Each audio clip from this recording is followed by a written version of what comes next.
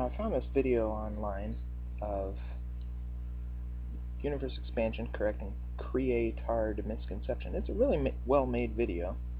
He says when most people think of a Big Bang, they picture an explosion that looks something like this. They think of a Big Bang like this one, followed by everything flowing from it, galaxies hurtling out. Fact number one, we've got what appears to be a disc-like symmetry. I would expect it to be more spherical. Number two, he's got a concentration of matter at the inside. My expectation would be that the concentration of matter would be at the outside edge of the explosion. Followed by everything flowing from it. Most of the matter would be immediately behind that big flash. Now here's what I would expect a cross-section of the Big Bang to look like.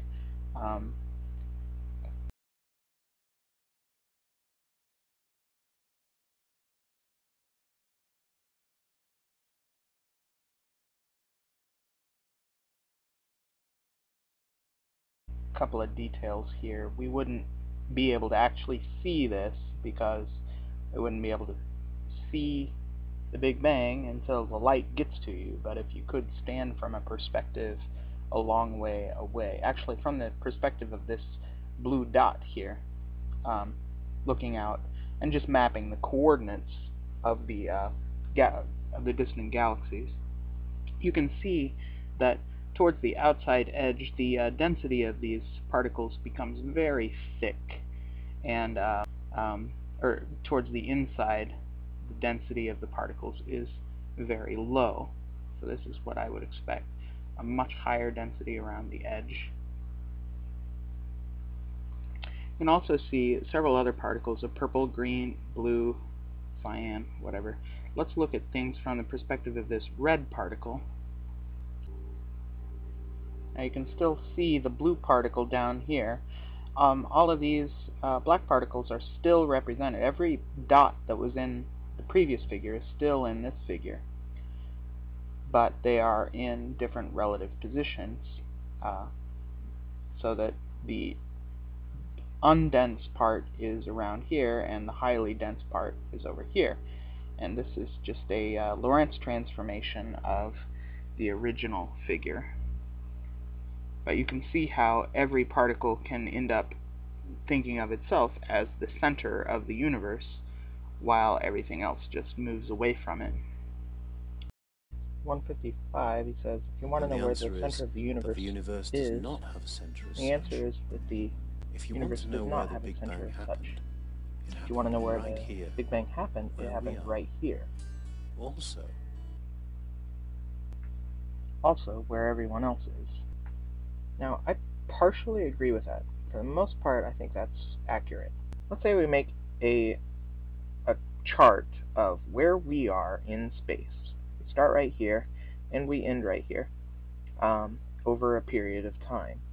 Then, we see other particles traveling out at different positions in space, and they all originated at the same spot, so they're all traveling outward, away from that origin. Now, because of symmetry, it doesn't matter whether you're at this particle right here, or at this particle right here, or at this particle right here. They all regard themselves as standing still since this moment in time, a long time ago. So the thing is, we are not familiar with this concept, well, because our brains are kind of incompatible with thinking about space-time in this way. We don't think of where an event happened according to where it is in space and where it was in time. In fact, let me give you a somewhat more difficult example in order to highlight this inability of our brains to wrap around this concept. So here's a question. Okay, right outside your house, you have this trolley that goes by in a straight line traveling at 5 miles per hour. And you get up in the morning, and 3 hours later you get on the trolley. So, let me divide this question into two parts. Instead of asking once you are on the trolley, let's ask before you get on the trolley. Before you are on the trolley, Where is the trolley? The trolley, or where did the trolley start this morning? Well, the trolley started 15 miles from your house. So 15, and at that time, when you look at the trolley right before you get on it, it's 15 miles behind where the trolley is now. But once you are on the trolley, from your new perspective aboard the trolley, where did you get up this morning? Now this one is the weird question. Where did you get up this morning from your new perspective on board the trolley? Well, according to the trolley, the people on the trolley would say that you got up this morning 15 miles in front of the trolley because the trolley was on its way. Now, what I'm saying here is sort of in a bit of a disagreement with what was said in the video. If you want to know where the Big Bang happened, it happened right here. Now, what I'm saying is that where the Big Bang happened depends on your motion after the Big Bang happened. Like if this guy does not get on the trolley, then he got up this morning exactly where he's standing. He got up right here. But once he jumps on the trolley, where did he get up this morning? 15 miles in front of himself. So if you accelerate, you move your origin point toward the direction that you have accelerated toward. So let's look at a space-time diagram for that. If this particle here accelerates in this direction, then no longer did the Big Bang happen here. It happened way over there. He accelerated to the left, and now the Big Bang is to his left. The second question is a little bit trivial. From your perspective on board the trolley, where will you get off the trolley? Well, you get off at your current position. This is just another way of saying wherever you go, there you are, which is apparently a very popular saying and the title of many books. Before I go, I wanted to give a real quick explanation of rapidity. And to do that, I'm going to introduce a couple of other concepts: velocity, which everybody should be familiar with, and a couple of other pretty familiar concepts: angle and slope, which is usually considered rise over run. Now, velocity is also given by a proportion like this, distance over time. And the slope is, if we have, say we've got an x-axis and a y-axis, you should be familiar with the slope here is delta y, change in y over change in x, and say this is angle theta, then that slope is actually the tangent of theta. So if we have the angle theta, we have m equals tangent theta. Now, and theta can go all the way around from 0 to 2 pi, and it starts over again. And you can make up this little proportionality here, comparing the area of that little section there is proportional to that angle theta, the area around the circle. Now, what I'm going to do with rapidity is construct a similar diagram with time being this way and distance being this way, and the velocity is, in this case, is going to be, on this graph, it's going to be run over rise, the way I've drawn it here. V equals run over rise because it's distance over time, so it's the horizontal divided by the vertical. But the rapidity, I'm going to, instead of drawing a circle here, I'm going to draw a hyperbola. And the rapidity of, say, this velocity right here would be this distance divided by this time, but the rapidity is this angle, this hyperbolic angle here. rapidity is the hyperbolic tangent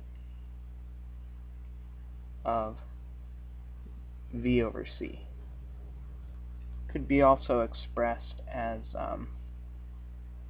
rapidity equals hyperbolic tangent of x over t so long as or delta x over delta t so long as the units matched up. So if you measure delta x if you measure delta t, for instance, in seconds, then delta x is in light seconds.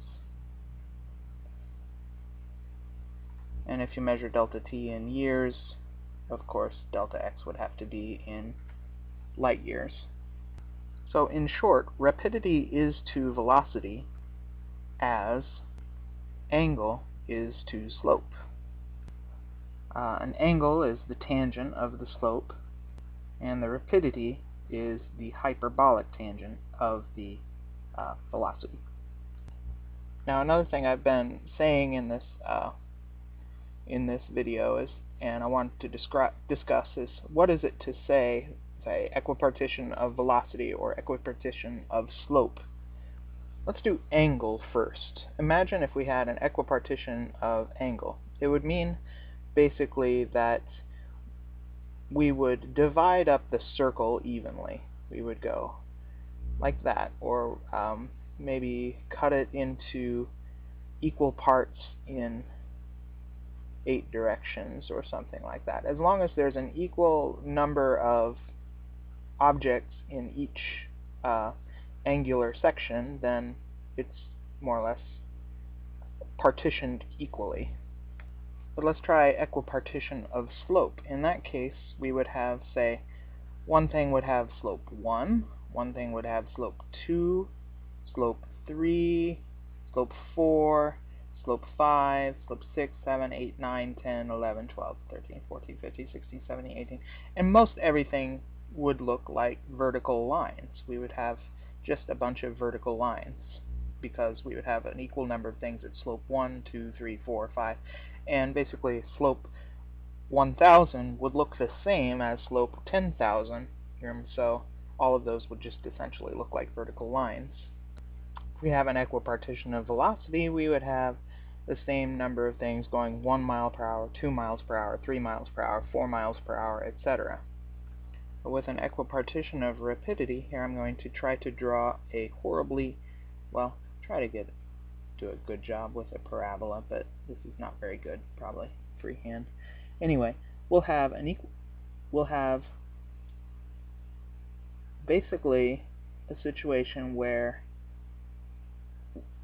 same deal with this circular symmetry.